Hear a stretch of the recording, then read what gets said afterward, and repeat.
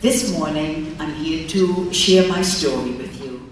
It is a story straight out of history books, a story of hatred, cruelty, and mass genocide. It is a story Holocaust survivor Marion Blumenthal Lazan lived through, but she uses different words to describe her time as a Jewish child in a German concentration camp. This is also a story that conveys a message of perseverance, determination, faith, and above all, hope.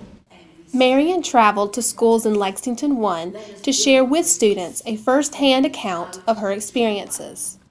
And to prepare for Marion's visit, students read her memoir, Four Perfect Pebbles, a book about her life before, during, and after the Holocaust.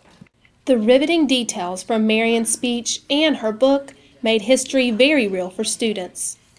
Just the thought of having to go through all that and having the smell and being starving almost every night terrifies me. Pretty scared because even trying to imagine it is pretty hard, and it's just impossible to think of what they went through.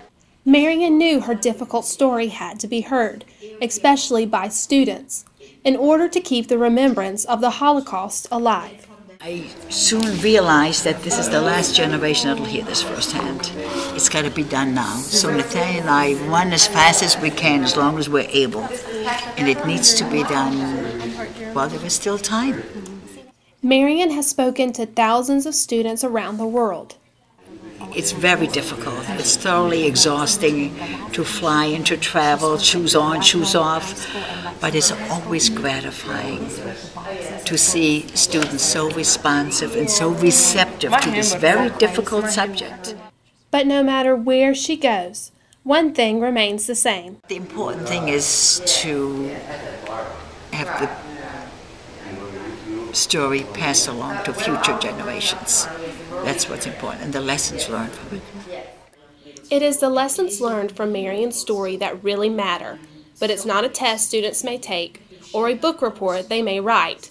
It is her message that stays with them as they experience a rapidly changing world, but a world that can and needs to learn from its history.